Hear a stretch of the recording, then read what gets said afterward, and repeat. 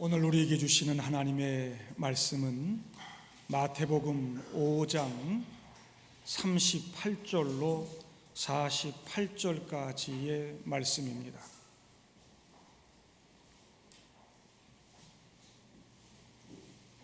마태복음 5장 38절부터 48절까지입니다.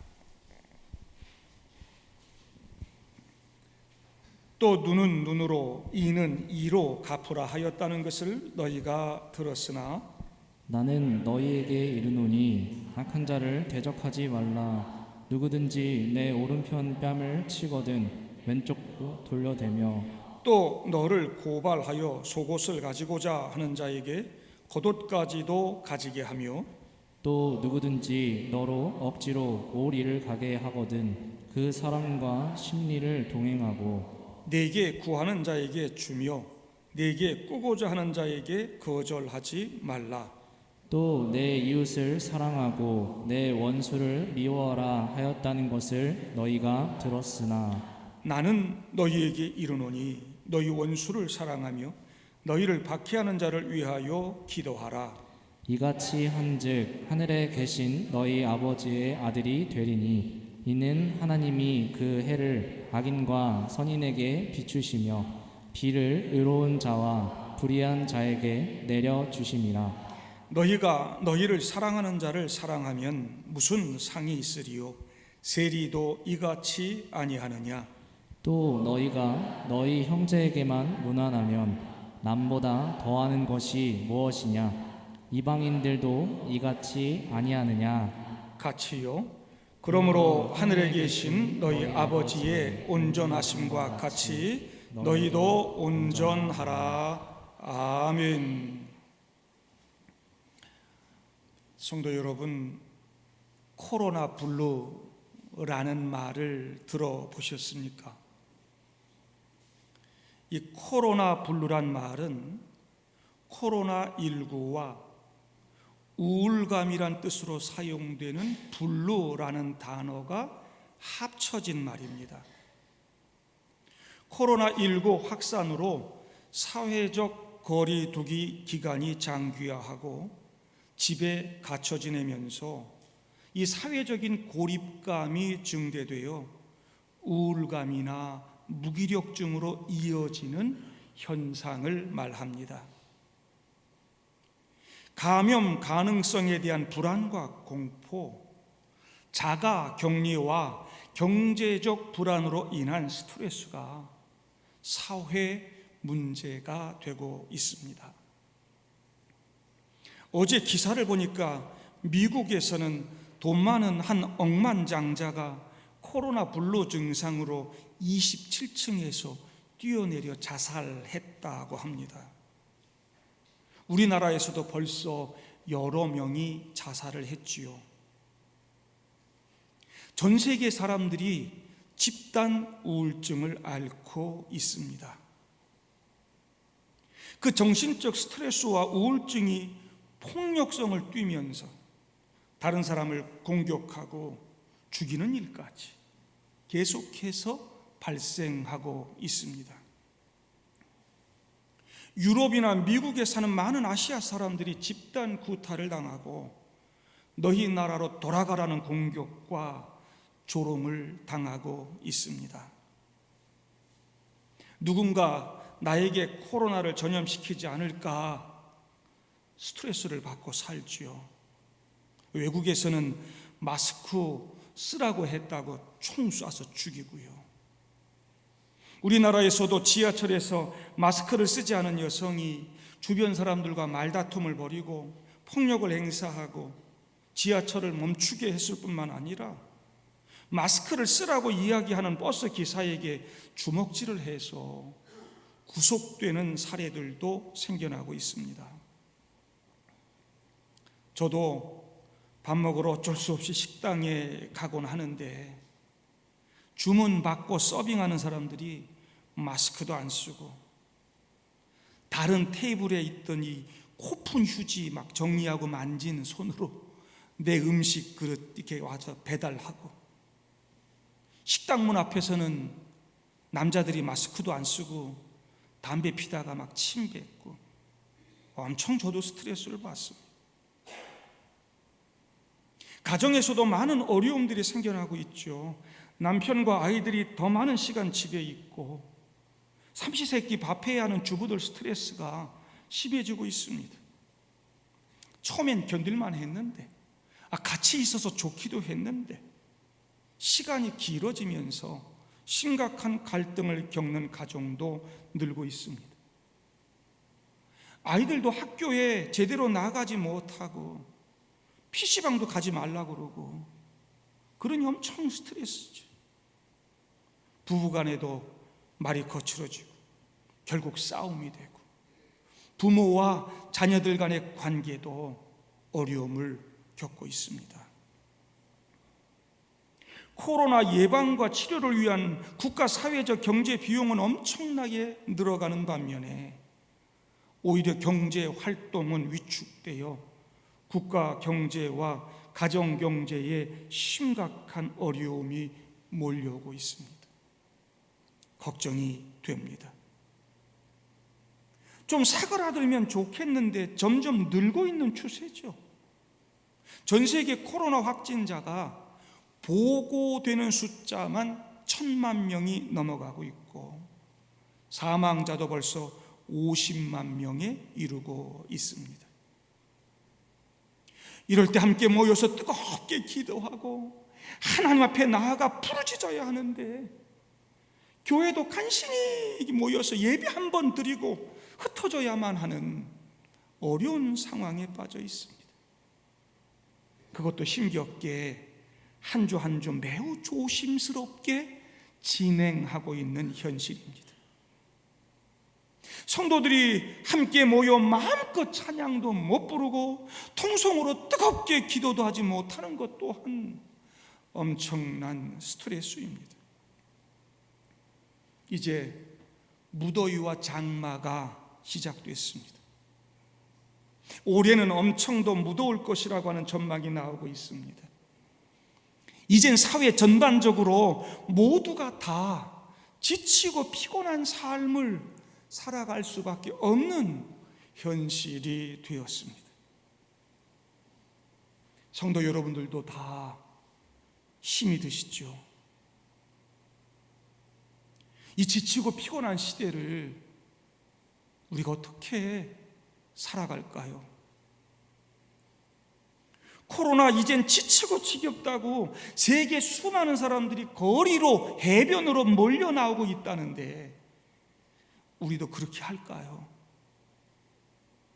그러기엔 너무도 많은 사람들이 죽어가고 있고 고생하고 있지 않습니까?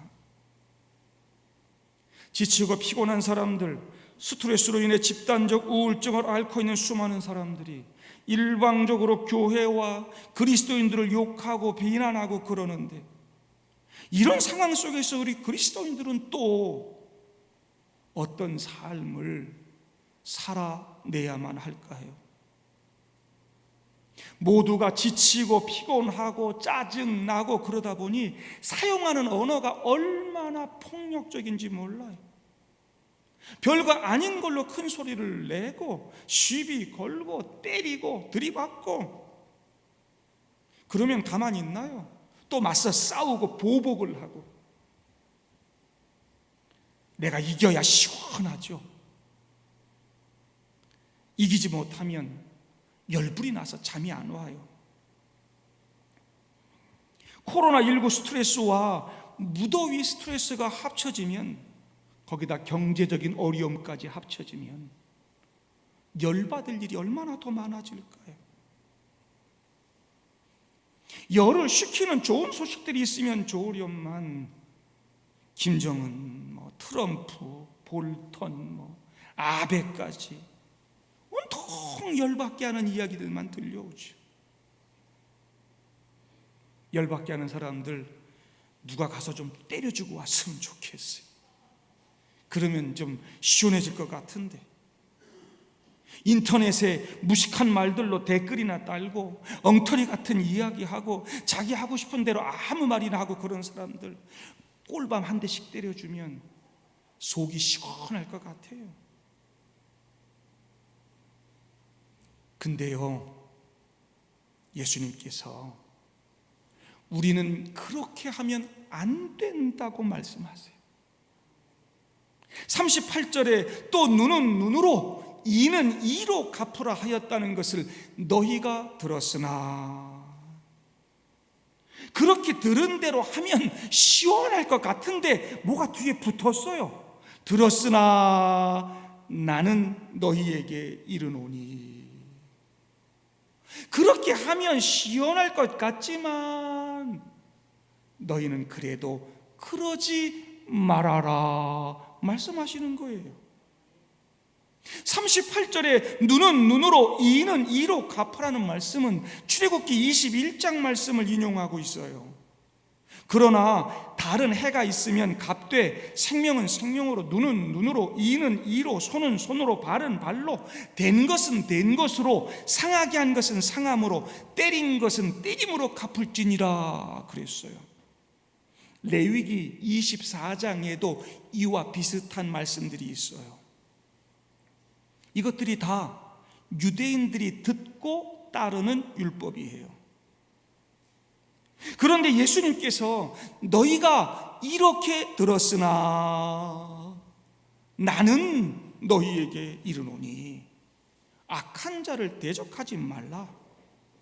누구든지 내 오른뺨을 치거든 왼편도 돌려대며 또 너를 고발하여 속옷을 가지고자 하는 자에게 겉옷까지도 가지게 하며 또 누구든지 너로 억지로 오리를 가게 하거든 그 사람과 심리를 동행하고 네게 구하는 자에게 주며 네게 꾸고자 하는 자에게 거절하지 말아라 말씀하고 있습니다. 여러분, 사실 구약 성경에 나오는 율법 조항들도 당한 대로 시원하게 갚아주라고 하는 보복법이 아니라 다른 사람의 생명과 재산을 자신의 생명이나 소유처럼 존중하는 공동체를 만들어가라고 주신 법이에요.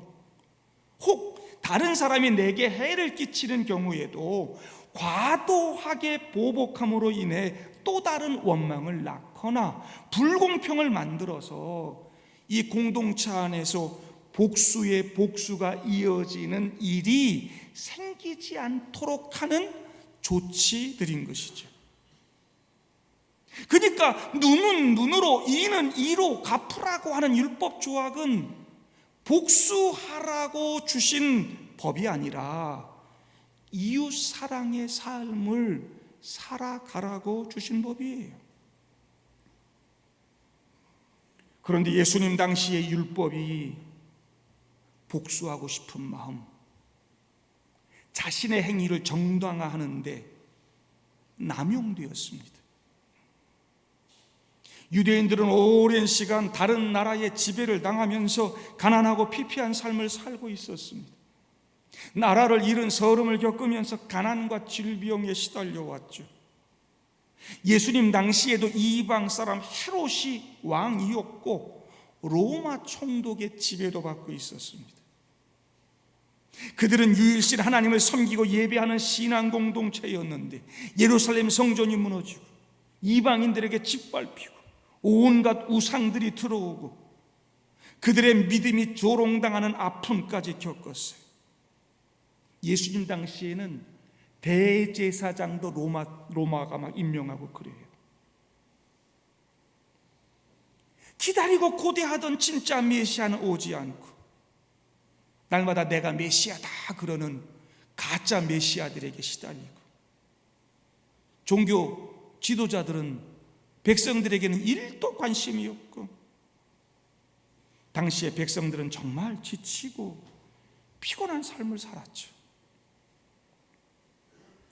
그런데 바리새인들은 자기들은 율법 좀 지키고 산다고 늘 그 율법 가지고 다른 사람들 정죄하고 비난하고 그랬어요.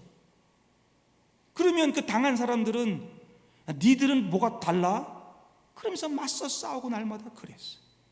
바리새파, 사두개파, 에센파, 헤롯파, 로마파 날마다 싸웠고요. 늘 율법 들이대면서 서로 정죄하고 비판하고 싸우고 내가 이겨야 시원하고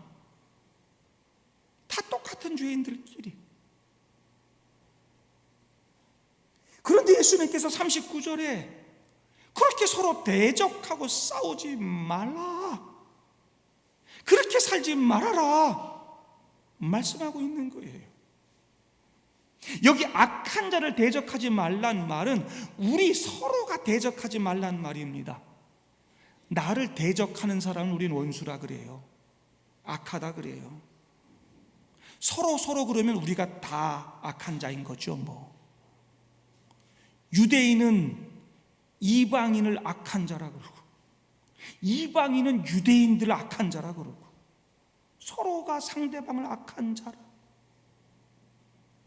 의인은 없나니 하나도 없다고 그랬는데 누가 누구를 악한 자라 하겠습니까? 우리 모두가 다 심판받아야 하는 악한 자들인 것이죠.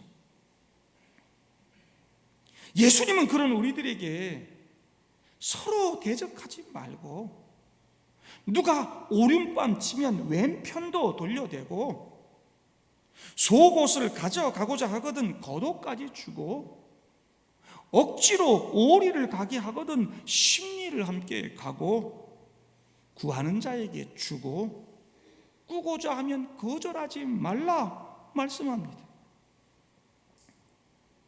정말 힘든 말씀이죠. 누가 이렇게 살 수 있겠습니까? 맞고 빼앗기고 그러면 여러분 잠이 옵니까? 열받아서 엄청 더 스트레스 받게 되죠.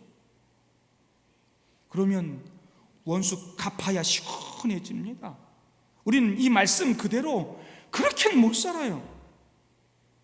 나도 힘들어 죽겠는데 오늘 예수님이 엄청 우리에게 스트레스를 주는 것 같아요. 네, 여러분 스트레스 받지 마세요. 예수님은 오늘 우리에게 이런 마음으로 말씀하고 계시는 거예요. 눈은 눈으로, 이는 이로 갚는 그 복수의 방식, 나는 이제 더 이상 따르지 않는다. 나는 그렇게 하지 않는다. 너희들은 율법도 거꾸로 들었고 하나님도 오해했다. 너희들은 왜 그렇게 나의 말을 거꾸로만 알아듣니?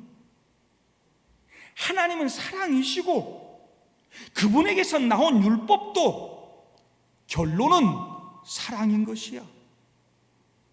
나는 이제 그것을 완성하고 성취하러 온 것이다. 여러분, 사실 율법대로 하나님의 공의대로 한다면 예수님은 우리 모든 악한 죄인들 심판하고 죽이시기 위해 이 땅에 오셨어야 하는 겁니다. 우리가 다 악한 자들, 죄인들 아닙니까? 원래는 하나님이 우리 악한 자들에게 율법으로 복수하고 심판하셔야 하는 겁니다. 그런데 예수님은 지금 나는 너희에게 이르노니, 나는 그렇게 하지 않는다는 거예요.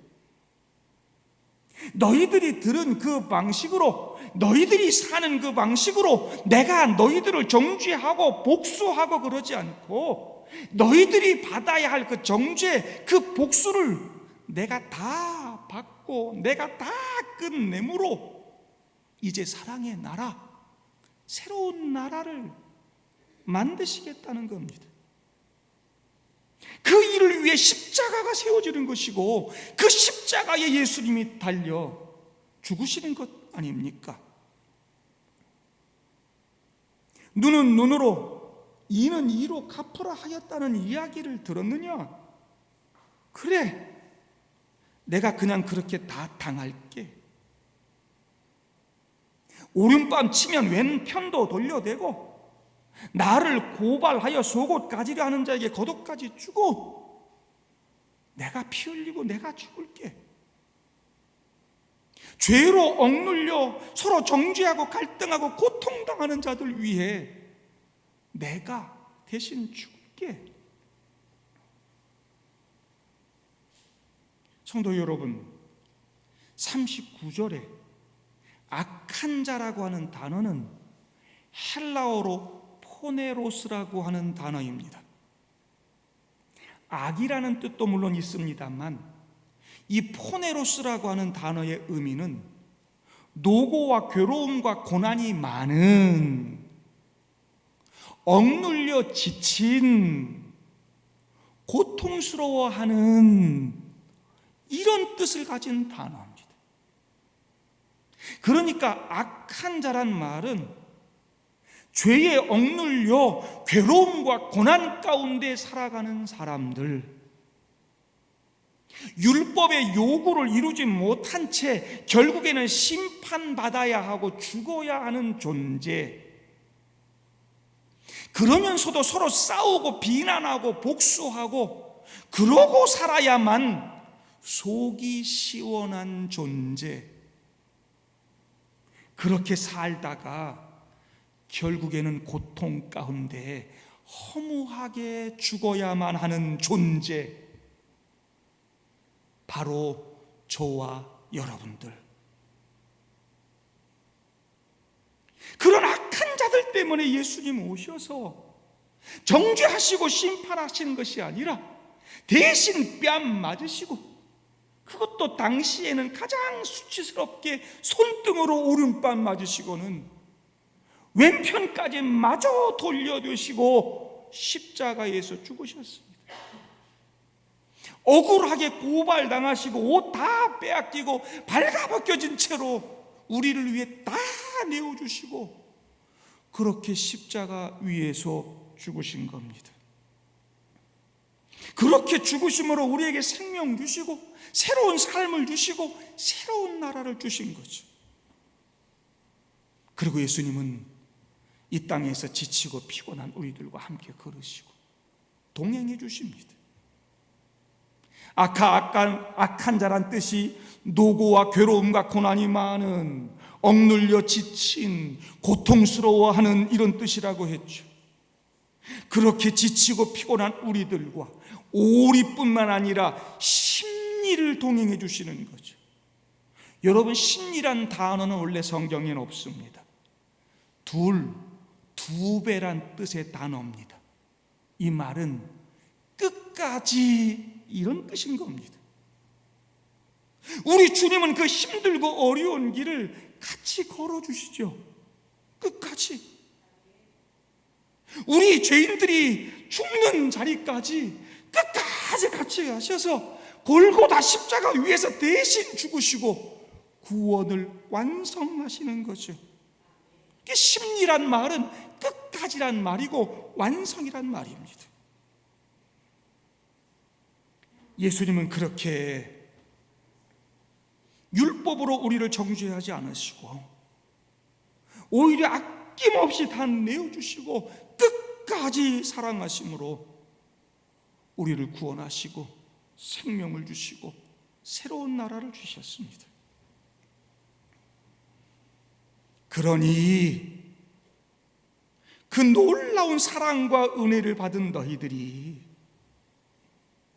좀 스트레스 받고 힘들어도 나처럼 내가 좀 말하는 대로 살면 안 되겠니? 라고 주님께서 오늘 우리에게 말씀하고 계시는 겁니다.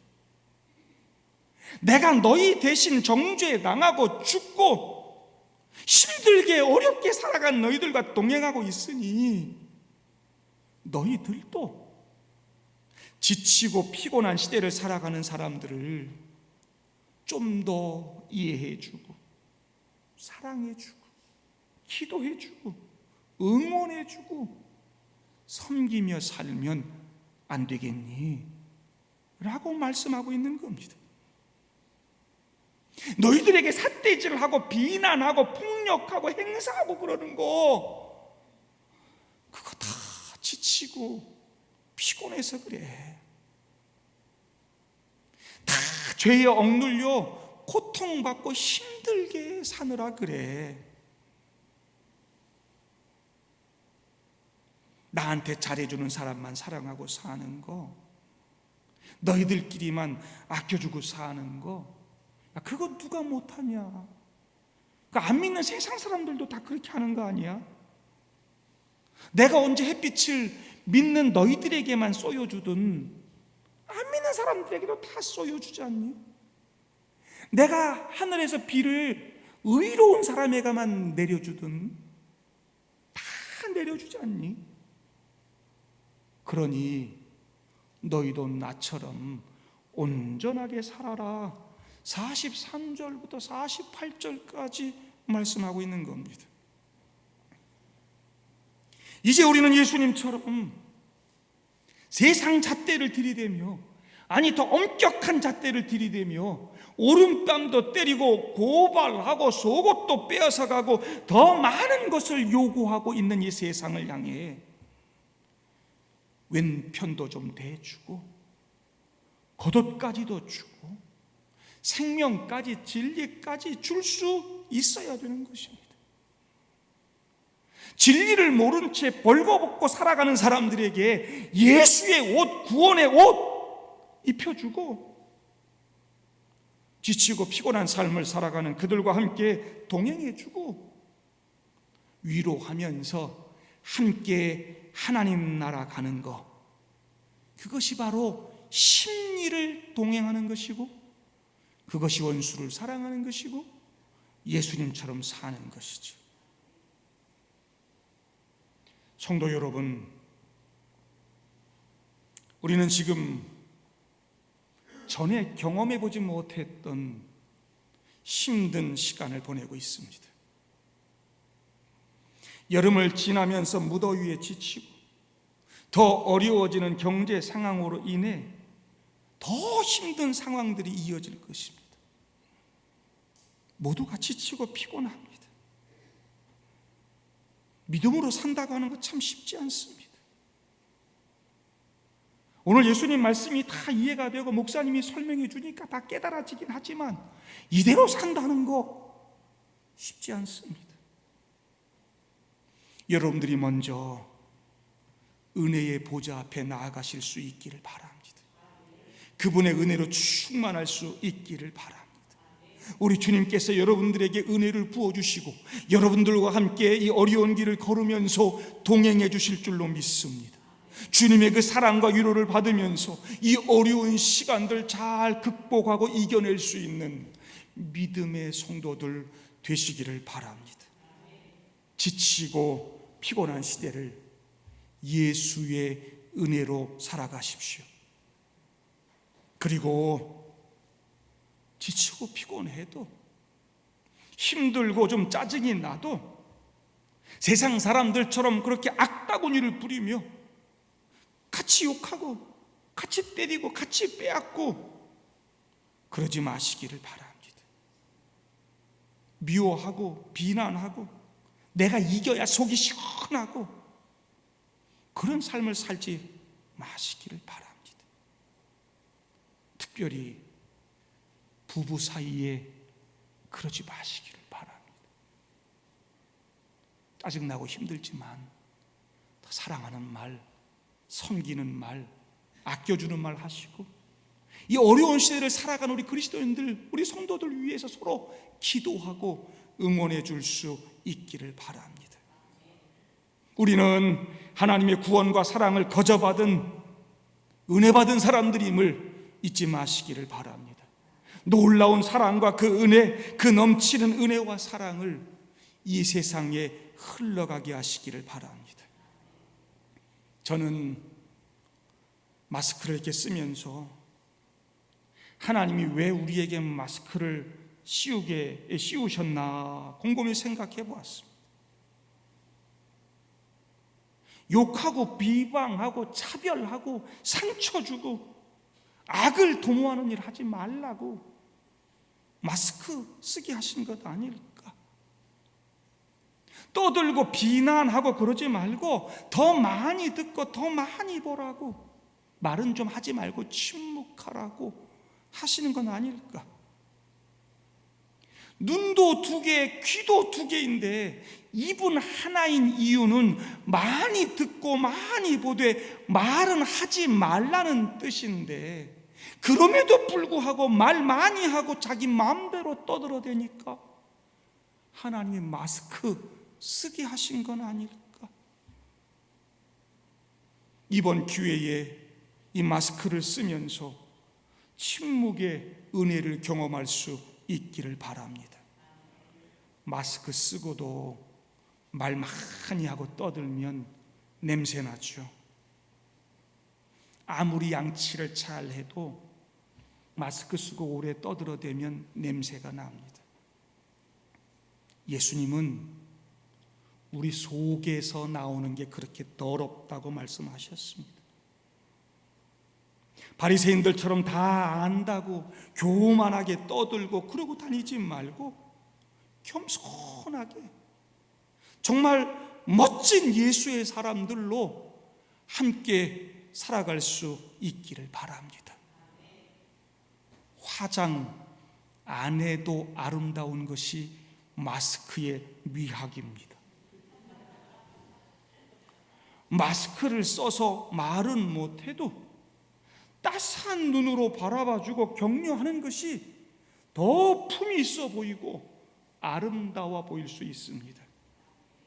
이참에 더 멋있고 아름다운 그리스도인들이 될 수 있기를 바랍니다.